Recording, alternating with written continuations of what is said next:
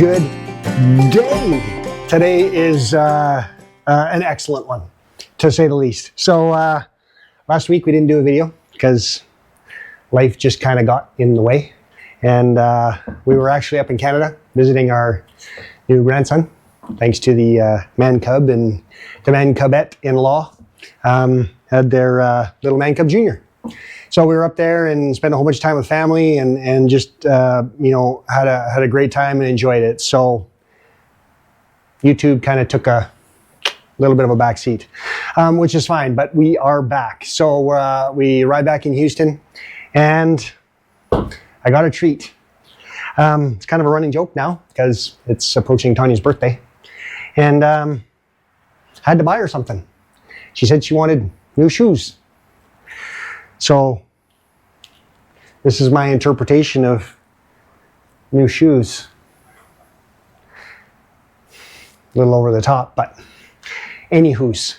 So I actually stumbled across this rig on Copart again, my favorite pastime. But I've since canceled my membership. There's no going back now because I found an even holier grail than what I found last year. So if you remember, I bought the other black LJ that Tanya drives as a daily off of Copart, and we completely rebuilt it. That 10-part series is in the channel somewhere. And got it back on the road, and it's her daily. So I have been on the hunt since then because I took a lot of flack. Because I called it a holy grail. And everybody quickly pointed out that, yes, it is a good find, but it's not a holy grail. It's an LJ, an automatic, non-Rubicon edition. So, challenge accepted. I hunted and I hunted. And honestly, the Rubicon LJs are 20 grand, kind of minimum, 19, 20 grand for something with 120, 130,000 miles on it. And it's just not some money that I'm willing to spend because I'm cheap. So I scoured, and last month I came across this guy in San Antonio on the Copart website. And the first thing that caught my eye was, of course, the Rubicon sticker, which was a treat. But it's not to say anything because people put Rubicon stickers on Jeeps all the time that are not Rubicon. And you can tell that because if it's a 97 to 2002, it's not going to be a Rubicon per se because they didn't make them. Maybe in the latter half of 2002 they did. But 2003, 4, 5, and 6, they have the stamped Rubicons. So that was the first thing that caught my eye. Then I looked at the description. And we're going to get into that.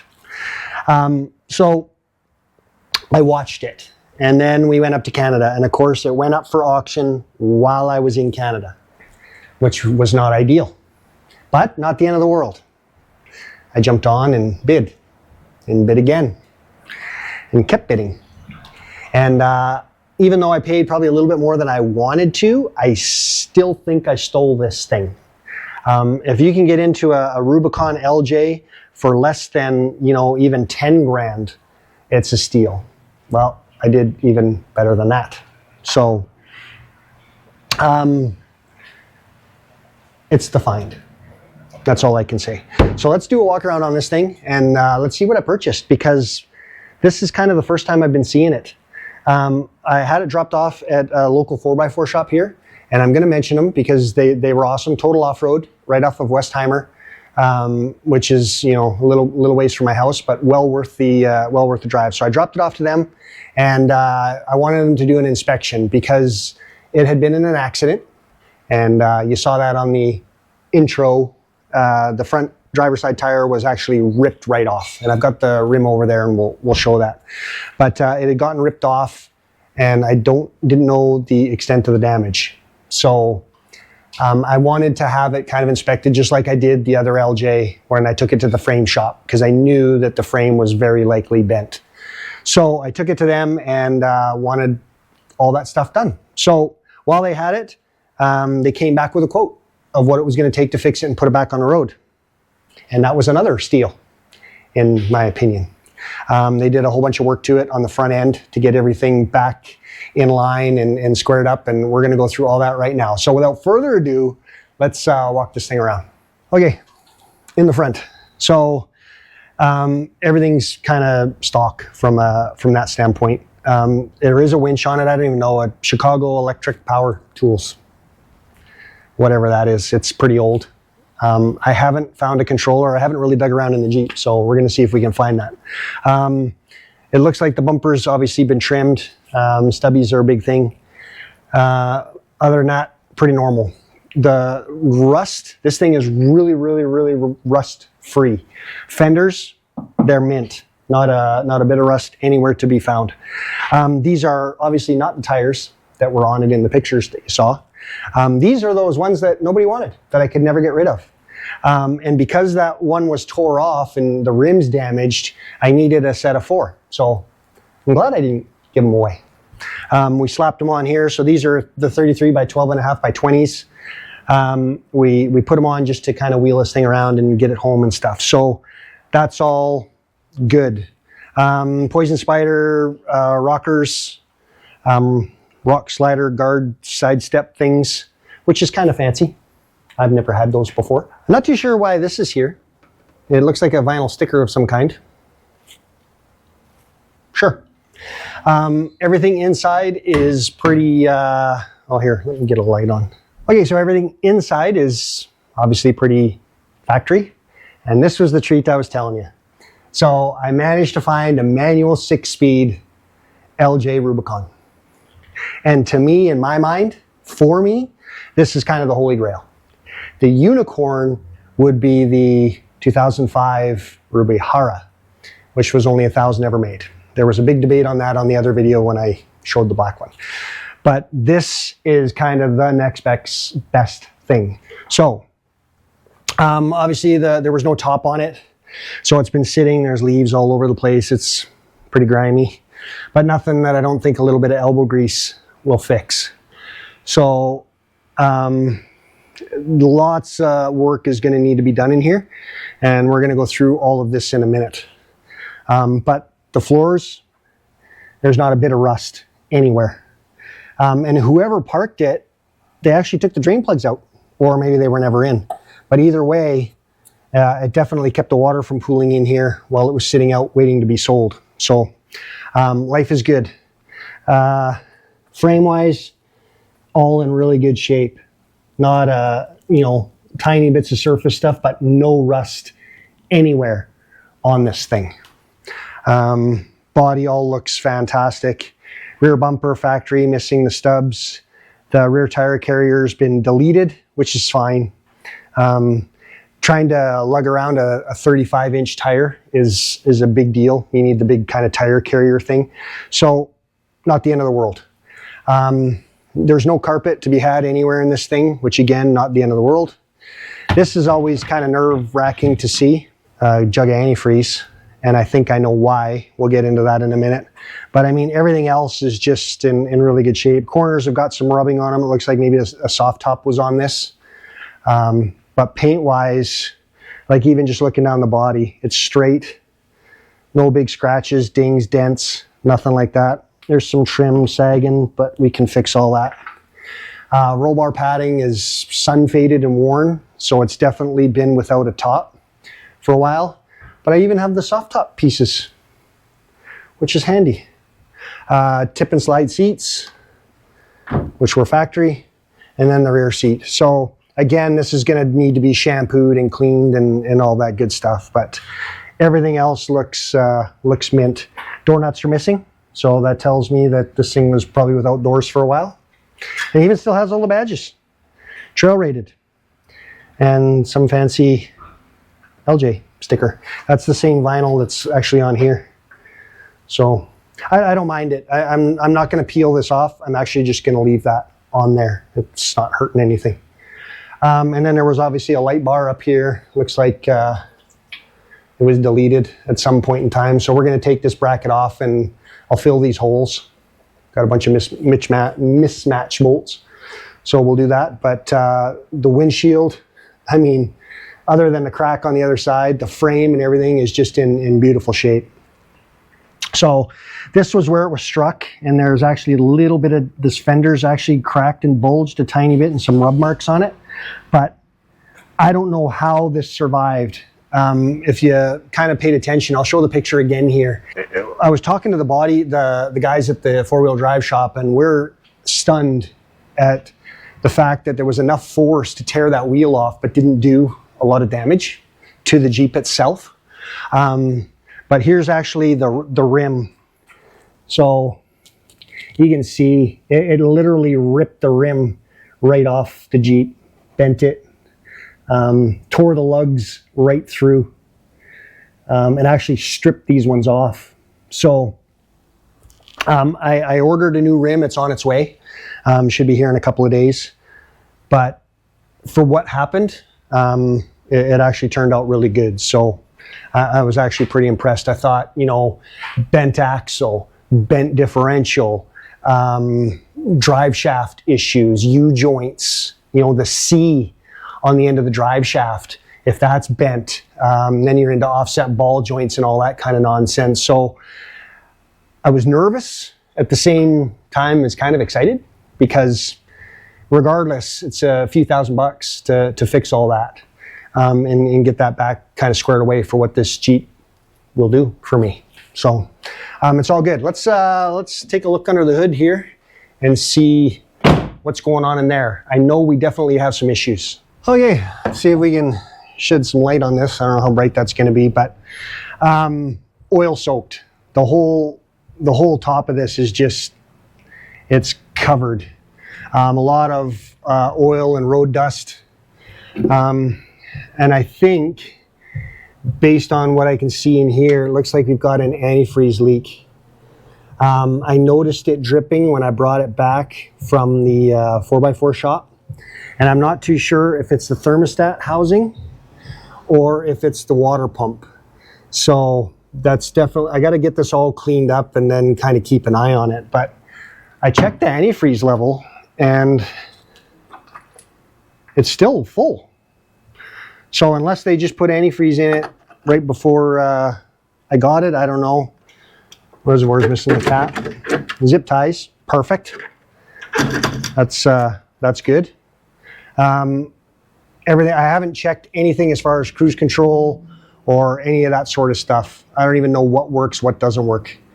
Looks like the hood light's been disconnected, which isn't a big deal. It's got a brand new belt on it. So that's in really good shape. Nothing jumps out right away.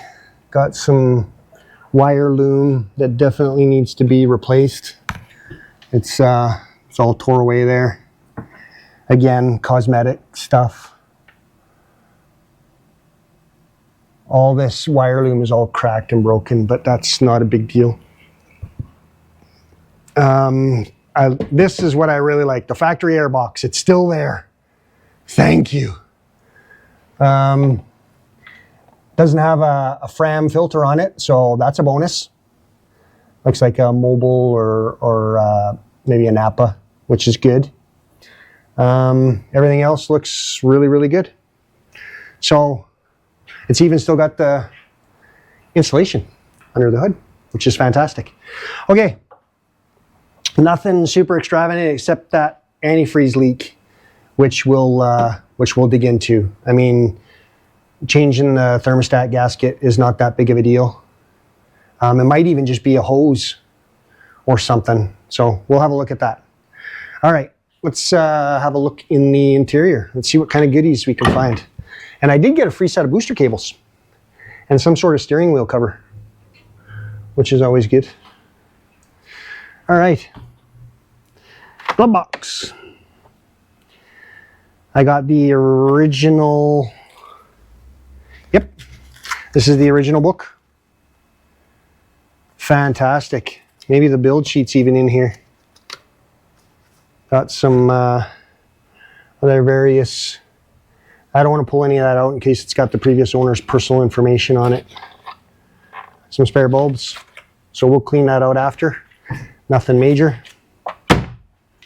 I got the lug key, which is always handy. And then a lot of goodies inside. Oh yeah. There's the lug nuts that were all damaged. They actually stripped them. I wonder if I can get a light on this. Yeah, they were peeled right off. There's not really much left for threads there. So these got pulled right through the rim. I'm glad the 4x4 shop saved those for me. Fantastic. Even go in that little key. So yeah, nothing jumps out here. Everything's still intact. This is fantastic. Oh, the jack extension rods are missing. Not that I could ever use a factory jack again, but you know, you never know. Okay, center console. Let's see what's in here. Winch controller. Nope. Oh no. Oh no.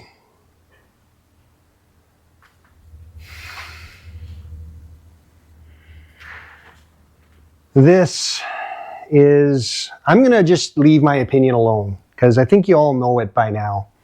This is a flash pack, a Super Chips flash pack for the ECU. So these were kind of a thing. I think you can even still buy them. There were like this tuner that was supposed to kind of help with performance and miles per gallon and, you know, increased horsepower and all this kind of stuff. I am not a proponent of them in this application for this particular engine. I think I disclosed this on another video that I took down. I did have a Dodge Ram 1500 that I had a Banks one just like that because I was pulling a trailer and all sorts of other stuff, and it helped with shift points on the automatic transmission and increased torque, lower horsepower for towing and all that sort of stuff. But for this application, I'm just going to leave it alone. I'm trying to think if there was anything else. This has got the 7-speaker sound system in it. I don't know if those look like aftermarkets up there. These have got the 5 1/4 dash pods. So interior wise, we're good. I'm really happy with this purchase. I think we're going to be okay. Let's have a look underneath. I did some measurements just when I pulled it into the garage real quick because I wanted to understand what I was up against, and I didn't videotape that, but I'm going to walk you through it. So I've calculated that this has got a 4-inch lift on it. This is one of the biggest lifts I've ever owned. The only ones I've ever done are 2, 2.5, those kind of things. When you start getting into the 3-inch and above, I think I hinted on it a couple of videos ago. Now you're getting into driveline, trajectory, drive shaft angles, pinion angles, all that sort of stuff. So let's have a quick look underneath and I'll show you what we did for repairs. And then we'll kind of talk through the next steps here, what we're going to do. Let me find my creeper. Okay, and this is the beauty part about having a taller rig because I don't have to get right down. The impact was on this side. Obviously, it tore that wheel off. You can see there's some scuff marks on the C and on the ball joints. So we did check all these ball joints and they are still good. The C does not appear to be bent. Everything still lines up. The U joint and the axle, everything is still good. I don't understand how, but it is. But the track bar was bent. The tie rod end was pretty much, it was wore out anyway, so it was a good thing that we changed it. So I had them replace all of this, and I had them put in, this is a Rubicon Y-Link kit, and obviously with the flex joints on the front, adjustable. It's got a really tiny stabilizer shock in there for whatever reason. Not a big deal. I will probably upgrade that when we start going into the off-road kind of scenario. But we'll get into that later. So everything has all been realigned, readjusted. The front end has been fixed and aligned. So that was all put in. Let's go around the passenger side here. So I did have them put in new lower control arms on both sides because that side was bent. I just went with the Rubicon Express. Now, before y'all start hating on me for this, I got a smoking deal on these. Like sub $200 for these. So The reason why a lot of people don't like these, and I agree, is the bushings tend to wear. On these, on a 4x4 rig, you want a non-bushing link. But these ones, as long as you keep them greased and you take care of them, they will last. I've never used the Rubicon Express before, so this is kind of a new thing. But it is what it is. I had them also change the uppers. These are adjustable, which we needed, and I'll explain that in a minute. But everything else is kind of stock. The lift kit that's on it is actually a Rubicon Express lift kit. I want to say it's the measurements that I took. So if you go from the top of the spring to the bottom, the top of the perch to the bottom of the perch, whatever that measurement is, there's actually a table, and I'll put it in the side of the window here now. This, I measured it at 16 inches. So while it's sitting on the weight of the Jeep, when you measure that, this table will do a quick conversion for you, and it tells me that it's a 4-inch lift kit. So I'm going to pull all these shocks out because these shocks are actually wore out. The rears are really, really bad. So I've got a new set of shocks coming for this as well. And I went a little differently, and I'll get into that later. But it's a Rubicon Express 4-inch lift. So the track bar is adjustable as well, which is big on these bigger lift kits, so that you can slide the axle to make it square under the Jeep again. If you do not have an adjuster on there, you'll start, as the lift goes up, it'll start pulling the axle to one side, and it'll take it off center. Pinion angle, it's bang on where it needs to be from the front, from the transfer case. So everything there, it's all lined up, all square, all true. This is the other issue. The rear main seal appears to be seeping or leaking, but there's a reason for that as well. This thing has about 2 quarts too much oil in it, and I don't know if it's oil or if it's something else. I haven't dug into that either. So I checked the oil when I got it back, and it's really, really, really full.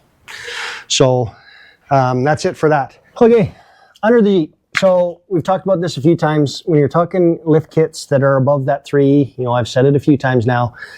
Now you're getting into driveline telemetry things. And especially on the normal TJs, you need to go to a slip yoke eliminator in the drive shaft. This one, as well as the CV joint. So this is the 241 transfer case instead of the 231. It's heavier duty, different gear ratios, that sort of stuff. It has the constant velocity joint. You find these in front wheel drive cars. They add the flexibility when the suspension's going up and down. The same kind of rule applies here. So this has got the slip yoke eliminator in the drive shaft, and then it's got the double knuckle. So the CV joint will give us the flexibility in the drive shaft we need to stop the vibration. You can see the pinion angle.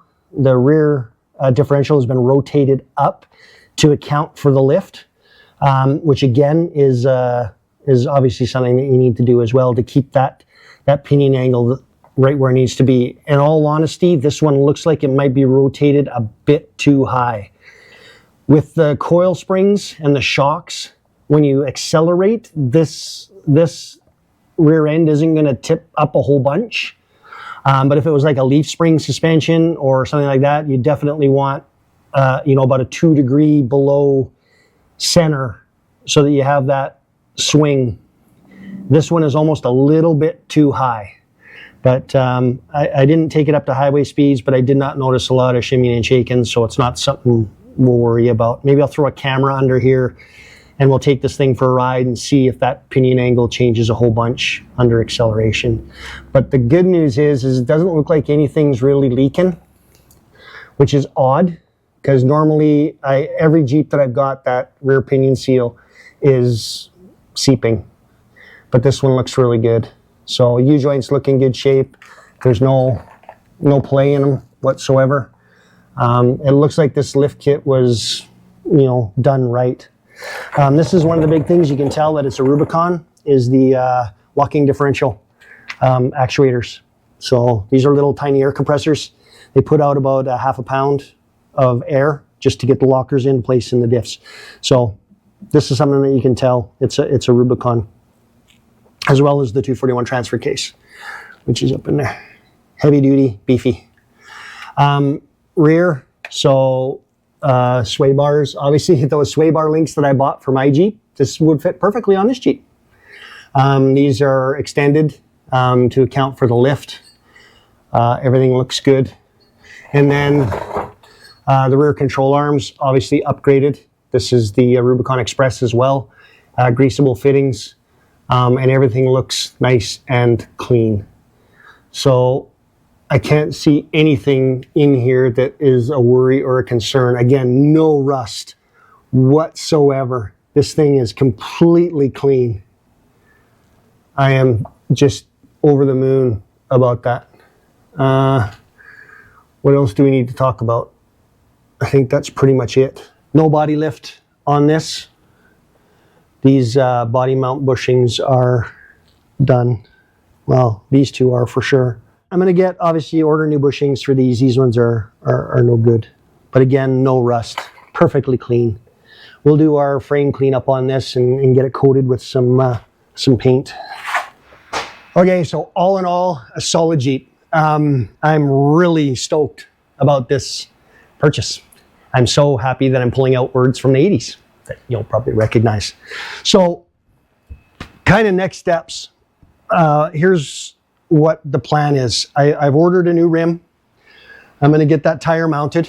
I did donate these tires to the 4x4 shop, these 33s. The tires that came on it are 35s. I've never run anything that big. So this is going to be kind of an experience for us. I'm really excited to get this thing on the road. So once we get that tire mounted, I got 4 new shocks coming. And I'll divulge which ones I went with. I did not go with the Bilstein. I contemplated it. I actually had them in the cart. I opted out of them. I didn't go with the Ranchos. I have those on my red Jeep in Canada, and I really, really liked them. But I opted to go with a TerraFlex. Now, there's going to be haters, and I get it. The TerraFlex shocks, I think they're the 9550s. They're built for this this lift, and I've heard some really good things about them. I've never tried them before, so I really wanted to get my take on it. I wanted to put them on this thing and see what it's going to run. Again, this is going to be a daily for me. I'm going to retire my black Jeep.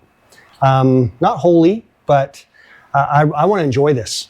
I don't want it to be sitting in the garage just kind of hanging out. So I want to give these things a try. Since it's going to be kind of 70% pavement and 30% off-road, I think it'll be a good balance. They're not really like a rock shock, like a King or a Fox or any of these fancy, dual reservoir shocks. But I think they are something that will work really well. So I'm going to give them a try, and we'll see how that goes. So it's going to be another little journey for me. I'm going to spend the weekend in here getting this thing going. Hopefully all the parts arrive. And yeah, we're going to put it on the road, and we'll bring you along for the ride. All right. See you on the next one.